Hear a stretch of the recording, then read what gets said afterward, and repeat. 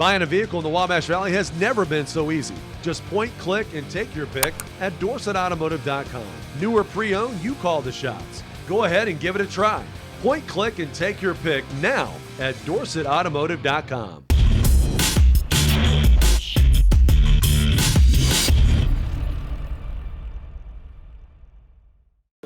For me, this is one of those games, Porter and I are real good friends, so this is one of those games you always, I don't want my friends to lose. I want those guys to win them all when they're not around us. And Porter does a great job. He's got good kids, hard-working team.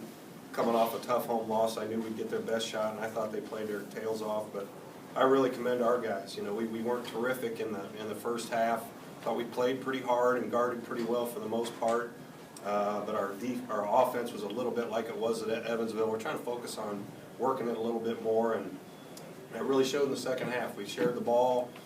We shared it. We drove it. We got the free throw line. We had 5 guys in double figures, and I think we have a team that should be more like that. And I commend Devontae for doing what he's doing. He's going out of his way to try and do what we're trying to get him, our offense to do, sharing the basketball.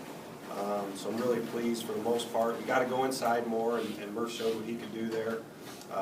And on a side note, couldn't be more happy and proud for Christian Smith. About as good a kid as I've ever been around. Love him to death. Been so important to me personally and our program, and to accomplish what he did tonight, it's a special thing. Questions? Greg, you mentioned it. You know, the majority of the points he scored in that run in the second half were off of drives or post feeds. You ask for it all the time. You ask guys to throw it inside, and today you kind of got that evidence of what you guys can do when you do that. And Todd, the other thing is too, when you're quick, that's when Devontae gets in trouble. He goes too soon, or Brenton goes too soon, like Brenton did there at the end of the game. When you reverse the ball a couple times, the defense has to move. You can't keep Devontae in front of you. I mean, so he is trying. He's trying to give it up and move it. We're holding it a little bit too much, but when we get a couple ball reversals and move it and play unselfishly, we're hard to guard in the last 10 seconds of a possession. And now if we can keep throwing it in there like that, and it wasn't pretty right away with Murph being a little uncomfortable with the double team, but that's my fault. We didn't work on it enough. But when we did, boom, get right back out of there, get a wide open shot. Your driving lanes open up enough, and everybody guards us the same, so we're used to it. I thought the second half was probably the best offensively that we tried to do what we've been working on. Brandon did struggle at times with the double team, but for the second game in a row, he did show some positive signs offensively down low. I know defensively he had some issues, but he's starting to get a little bit more consistent. Do you think? I mean, we got to throw it to him. I watch every day of practice and every game, and he'll be standing down there wide open, and we don't pull the trigger. And I thought our guys did a little better job with it tonight. I don't know who would want to guard a 285-pound good athlete down there. So I don't care if we're playing against a 7-footer. You got to throw it down in there. He may get a shot block sometime, but that's got an accumulating effect throughout the game. And you're right, defensively, he's got to come more. I pulled him right away in the second half because when he's straight up and down and not using his athleticism, he's already undersized, so he's not using the advantages he has. He is a really, really good athlete. You got to bend your knees and play with the balls of your feet and be more aggressive. And if he does that, we can get him to do that on a consistent basis. That'll really help the defense. Does the light have to go on with some of the other guys to recognize what you just said? He is big. He's a tough matchup for pretty much any post. And it seemed like that recognition is coming, but do they need to understand that that's a matchup that's favorable? Our guys are unselfish, but throwing it in the post, it's not easy. If you're hesitant in the slightest to making a turnover, and that's the way we are a little bit. Guys don't want to force it in there. They don't want to make a turnover, so they don't pull the trigger. When you catch it, if he's open, it's got to go in there. It's got to go in there right now. And I probably get on them a little bit more than most on a turnover, so they don't get it in there right away, so they just want to pass it and move it and make their own play. They got to be confident and pull the trigger and throw it in there and not be afraid to have a turnover. We're not the best passing team in the world, but if the ball moves a little bit, it makes it a lot easier.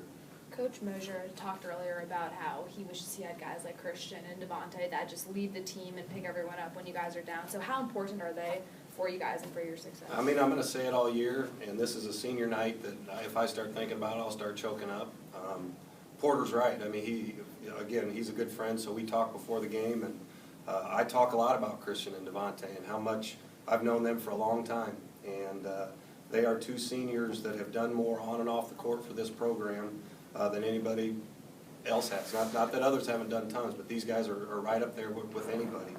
And people may get frustrated when just watching them play and seeing this or seeing that, but if you're around them every day, you love them as much as I do. These guys are invaluable with every aspect of the program. They are exactly what you want within your program with the type of people and the type of work ethic they have. I don't know how we're going to replace that. We got a lot of good guys on this team, but to bring what they do on a day in and day out basis, that's something special. Greg, by the same token, you guys clamped down on Milton Doyle.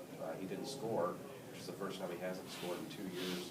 You know, he's kind of their straw that stirs their drink, and you never let him get sick, I guess. I mean, how big was that? But first and foremost, he's a really good player, but he's unselfish. You know, I think he's a pass-first guy. He really is. He's a pass-first guy, and he looks for those guys. And I remember, I watched it again this morning just to punish myself, the tournament game last year. He just spoon-fed those guys, and they picked us apart with threes. So he's really good. I think he errs on the side of passing first. But then again, I think we've got three of the best perimeter defenders in the league, and you throw Everett in there with Christian and Devontae. Big picture-wise, you didn't want to take an 0-2 record into a pretty tricky road trip up to Drake. You know, just address the importance of getting back to 500. Yeah, we lost to a team that's picked near the top, a team that's probably going to win the majority of their games at home, if not about all of them. We had our chances too. We know we had our chances in there, and we think if we play our best for closer to 40 minutes, we got a chance to beat anybody. But it was important. You got to come home and protect home court. And then now, we just held even. You know how I am on plus and minus. We have a chance to go on the road and get to +1. And you got to, if you're going to contend for something, you got to get up there in the pluses. So can't give them away at home, and you got to go on the road and try to get something. Coach, as important as getting the ball inside was today, talk about the importance of your guys not only being able to draw contact today, but the fact you're able to take that contact and translate it to free throw shooting. Yeah, Devontae was going into the Evansville game. He's 20th in the country getting to the free throw line. He doesn't shoot one free throw. And, you look at the free throw discrepancy there, I think it was more on us than anything else. I think that we went too early. We didn't move the ball enough. We have to share it. I'm big on the NBA and the Spurs, and I was reading the stuff about who has the best offense in the NBA over the last 10 years. And it's the Spurs, easy. And it's because it's about ball movement. We have good offensive players. We're going to start getting the free throw line more. We'll have less turnovers, and we'll get better three-point shots if we move it. Anything else for Coach? Coach, you're all. Thanks. Solid second half, and solid because you guys were versatile offensively, fed the post, drove the post, got to the line. I know that's what the goal is with this offense, and how gratifying was it to achieve that goal in the second half today? It really is. It's a testament to our coach because that's what he's been preaching all season long, and kind of been fighting them on that as far as guards. And we just did what he told us tonight and fed Murph and fed Amandre, and I mean, look what they did. They led us with their energy, with their post moves, and they just took what the defense gave them, and they had good games that allowed the guards to have even better games and open the floor up for us. And got K. Smith going, got him to 1,000 points tonight, and that's really because of Murph and Amandre. Amandre come off the bench and give us big boost when he took the ball and dunked on him. That was a boost to the team. Yeah, Murph didn't play badly on Wednesday either down at Evansville, at least offensively. How much is that trust factor being built between the guys who need to feed him and, obviously he needs to finish him, but it seems like it's getting there. I mean, where's that at right now? It's helping us. It's helping the team. To see him keep working the way he's been working in practice and helping bring along Amandre, and we just got to keep feeding him. I mean, he's going to keep having good games if we continue to feed him and keep giving him the rock and keep him to produce. It's all because of keep giving him the ball, and he's demanding the ball. And as a big man, that's what you want your big man to do: demand the ball, rebound the ball, defend the other big man, and that's what Murph's been doing the first two conference games. And you got to be happy for that. You got to be giving praise for that.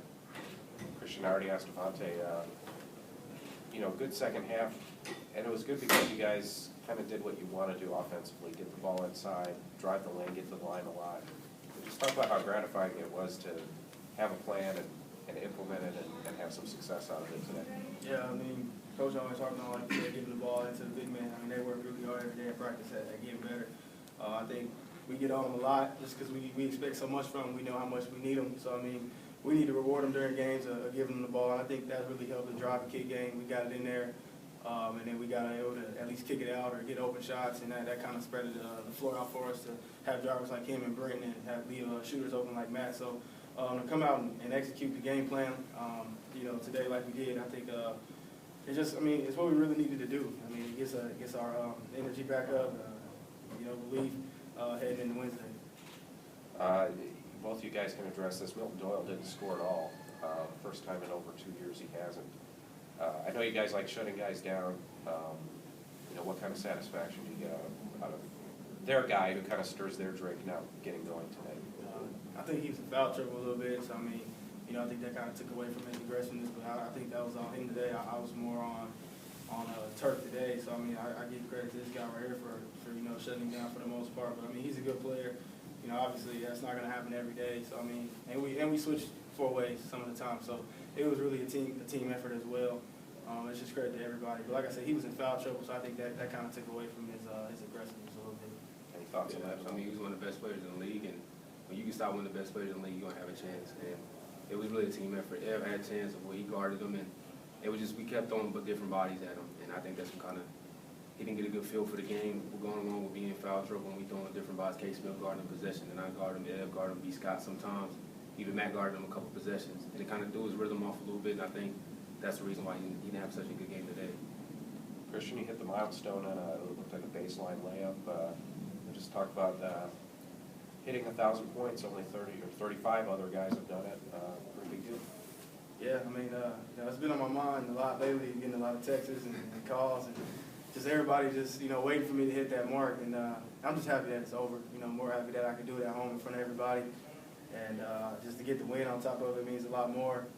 But, you know, I'm just thinking I'm the 36th all-time leading scorer now. I'm just trying to chase Larry and see where that goes. And, you know, I can't wait to, you know, invite this guy and I'm sure Britton, too. You know, they're on their way, too. So, I mean, to have 2 guys potentially on the same team, 1,000-point scorers, would be something good, too. Looked like you were going to get it on a dunk there early.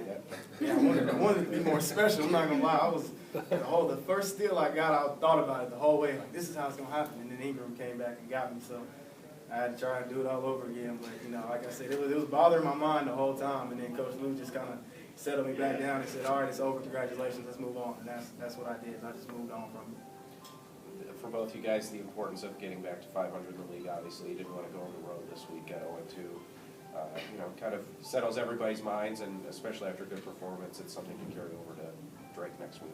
This is a tough league, and if you can get to, I mean, if you can win all your games at home, you got a good chance of winning the league. And we just want to get the +1 now. We gave one away in Evansville and getting +1. So now we're neutral, and so now we got to go to Drake and then try to be +1. That's the only thing on our minds. Yeah, same. You know, this is Coach's homecoming, so we owe it to him as well. You know, Drake's obviously a much improved team over the years, so we can't, you know, come in here lightly, you know, being too excited over this one right here. We can enjoy today, but coming back Monday, we got to come back with the mentality that this is a must-need win for us. Anything else, guys, gals? Thank you, gentlemen. Thank you.